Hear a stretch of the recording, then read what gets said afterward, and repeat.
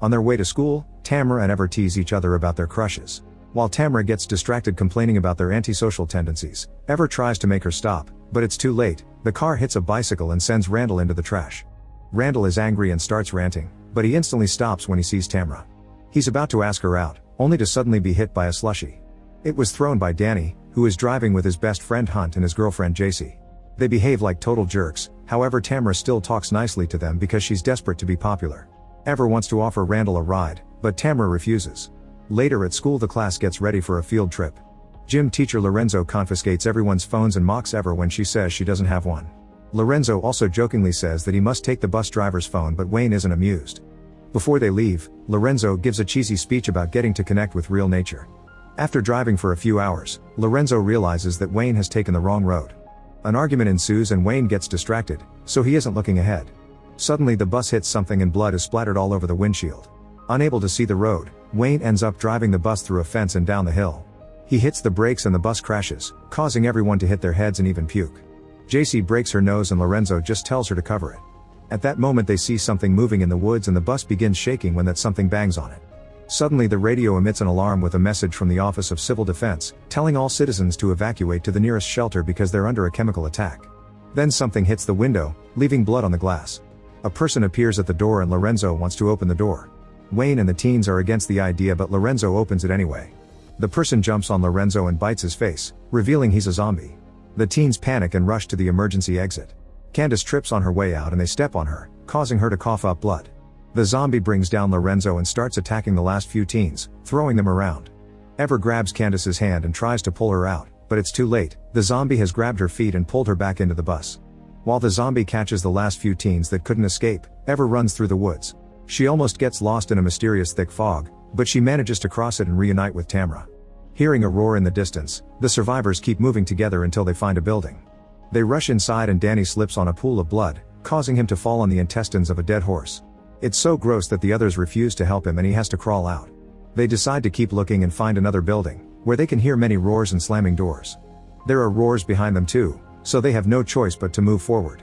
The teens keep arguing about the situation and Danny thinks everyone is exaggerating because zombies don't exist. As they wonder how their families are doing, the group hears the roars getting closer, so they run to hide in the building. Once inside the apartment, they split to look for weapons. In a dark room, they find creepy stuffed animals surrounded by candles but also some useful tools. They also start moving big objects and furniture to block all exits. While working on the window, Tamara thinks she sees somebody outside and hears a female scream. She's startled out of it by Hunt's dumb and rude comments. Steven notices that Ever is nervous and swears to protect her, claiming he has experience thanks to playing tabletop games. They discuss how mean the popular kids are and Randall points out that Ever will lose Tamara to them. Meanwhile JC is trying to convince Tamara that she should hang out with her group instead of Ever. After they finish securing the apartment, they hear Candace's voice asking for help. Ever looks outside and confirms it's her, so she wants to help her. However Randall stops her as he points at the zombie that has appeared near the door. Everyone steps back in fear and waits until the creature is gone to talk again. Ever looks out again and sees that the zombie is climbing on top of a van to watch Can dance from afar. She insists they should help, but everyone refuses because it's too dangerous. When the zombie jumps off the van, Ever opens the window and calls Candace's name. As the girl starts running toward the apartment, Ever tries to open the door too but the others won't help her. The zombie tackles Candace to the ground and starts smashing her head while a mutated Wayne appears at the door. Ever steps back as Wayne punches through the wood and inserts his head into the hole. Suddenly the door goes down because the zombies have thrown Candace's body at it. Wayne bursts through the open entrance and the other zombie breaks in through a wall. Danny hits Wayne with a wooden plank to create an opening and the teens start running until they find another room. They struggle to close the door because Wayne keeps pushing on the other side, but thankfully they manage to lock it in the end. When they turn on the lights, they discover graffiti on the walls and glowing sticks on the floor, which indicates that a rave happened here. JC steps back and screams when she bumps into something, but the thing behind the curtain is just their classmate Ryan. He explains he saw the monsters attack the other teens, who started to act differently. This implies they were infected, but Danny still refuses to believe zombies are real. Suddenly the first zombie opens the back door, revealing he's brought more of his kind. The teens move toward the entrance but Wayne and more creatures are there. They desperately start moving all the curtains, looking for another exit. As the zombies slowly come closer, the teens notice a hole in the wall and Randall punches the plank covering it until it falls. Hunt is stuck behind another curtain punching the zombies while begging his best friend for help. When the creatures surround him and grab him, Danny rushes to help him. He fights as many zombies as he can but sadly Hunt is dragged away by the horde and Danny has to run. Meanwhile Ryan is trying to cross the hole, but his body is too big and he's starting to bleed. Ever pushes him with all her strength and Ryan falls through, his wound getting worse in the process. She also falls into the hole and a zombie tries to jump on her, however Danny returns and pulls the monster back, throwing him away before rejoining the group. Randall covers the hole again and everyone continues to run. In the next room, they find tons of creepy mannequins and clown dolls. Danny has a breakdown over losing Hunt and blames Ever for revealing their presence to the zombies. At that moment he notices that the mannequins look like them and concludes they've been specifically chosen for the attack. Ever is disturbed to see that her mannequin says nothing on its face. Suddenly Wayne bursts through the dolls and the teens dodge him after seeing his reflection in the mirror. The boys fail to tackle him and Wayne spreads blood on Tamara's arm before Randall hits him on the head to bring him down. Randall doesn't stop though, he just keeps furiously hitting Wayne's head until he isn't moving. Ryan and Tamara call him amazing and she even hugs him.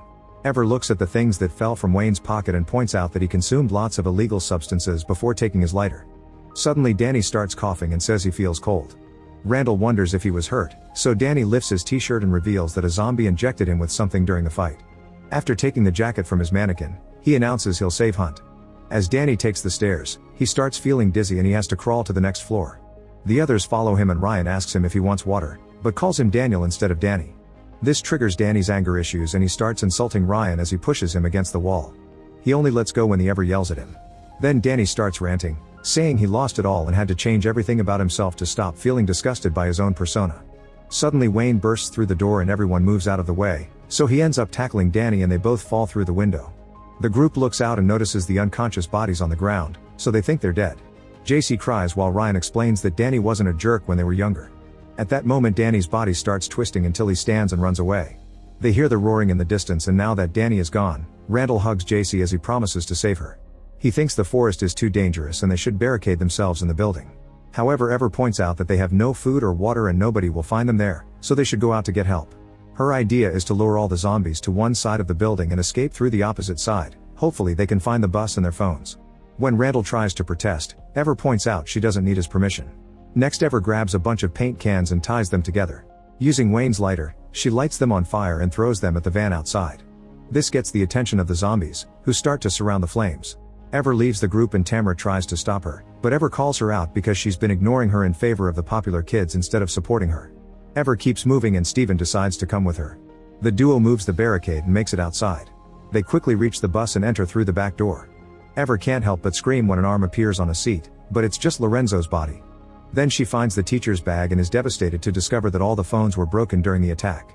Ever cries as she realizes her plan was pointless and admits she feels like a failure in life. Steven admits he has insecurities too and they bond. When they're about to kiss, Ever notices that the bus radio is beeping. She takes a closer look and finds a tape with the emergency message. This confirms they were set up. Suddenly Steven injects her shoulder and apologizes, saying she wasn't supposed to find out. As Ever collapses because her body is paralyzed, Randall appears and congratulates Steven for doing a good job. This all started around a month ago. Randall approached Steven with a plan. He wanted to scare the popular kids for being jerks and save the girls to get them to notice them. Steven agreed to help and the duo went to the abandoned building to work together. While decorating all the rooms to make them creepy, Randall revealed that a dealer called Chip would be helping them too. In the present, Randall is yelling at Chip, who turns out to be the zombie that killed Lorenzo. He was only supposed to knock him out, so Randall is furious. When Chip takes off his mask, Ever hallucinates Lorenzo telling her that he looks familiar and she remembers seeing Chip near the bus at school. The flashback continues, showing that Wayne was also part of the plan. He was one of Chip's clients and joined the group because Lorenzo had been harassing him since they were young. The accident on the road was caused by Chip throwing a balloon at the bus. All the zombies were their classmates from the bus, who were injected by Chip with a powerful green substance that made people slow, dumb, and agreeable. It was Wayne who destroyed the phones on purpose. In the bus, the three boys keep arguing and Steven is angry because Chip had promised that the green substance wouldn't hurt them. Chip insists it's true and that nobody will remember anything when they wake up. Hearing this argument makes Ever realize that the zombie that attacked her earlier was actually asking her for help. Then Chip reveals that all their injected victims are in a cage, so it's time to finish this. He goes on a rant about all the jerks that harassed him in school and how they must stop them to break the cycle. As he puts on a glove of syringes, Steven freaks out because he wasn't told this part of the plan.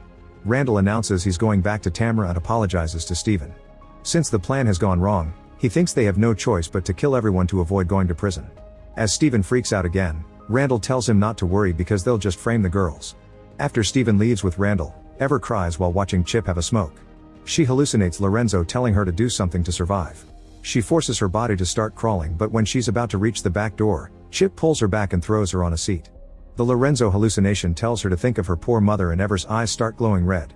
She headbutts Chip's head to push him off, then she hits him with a boombox. Once he's down, she keeps bashing his head until he's out. In the building, a frustrated Randall destroyed the diorama of their plan. Then he shows Steven the cage with their victims, whom he plans to kill with a new plan. Hunt curses him before Randall gives him an injection. After injecting all the students, Randall asks Steven to open the cage at the right moment and leaves the room to reunite with Tamra. He tells her that Ever is dead and hugs her while she cries. While the duo finds Ryan and JC, the students in the cage go crazy and ask Steven for help.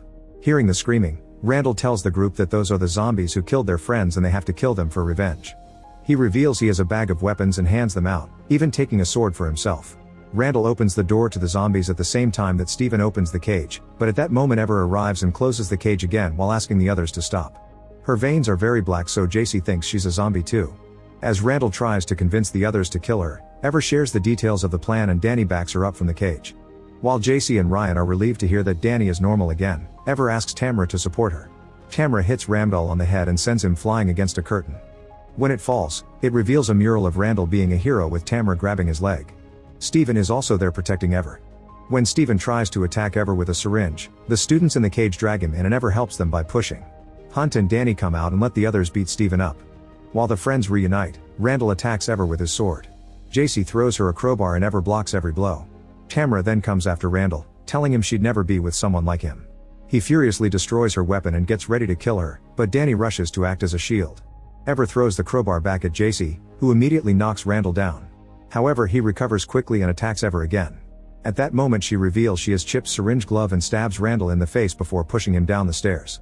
Afterward both Ever and Danny puke because of the substance leaving their systems and Danny apologizes to everyone for being a jerk. Suddenly an overdosing Randall comes back, but Ever isn't scared. All the students are recovering and ready to fight. They punch Randall several times, yet Randall still manages to headbutt JC. Ryan joins the fight and brutally beats Randall up until he's down, getting Tamra to call him awesome. Feeling better, Ever hits Randall in the face with the sword to finally knocking him out. A few hours later, Wayne wakes up tied outside. Steven and Randall are out and tied against the mural. Ryan takes Danny away in a wheelbarrow and Danny asks him to call him Daniel as they agree to be friends again. Hunt is confused, so Danny reveals that he went to fat camp with Ryan, but he became a jerk after losing weight.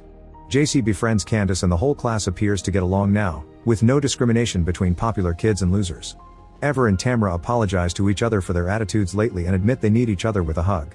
After taking Chip's body out, the group works together to fix the bus and leave the forest. Suddenly they scream when Lorenzo wakes up.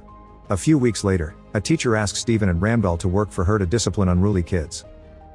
Make sure to subscribe and turn on notifications so you can watch more videos like this. Thanks for watching.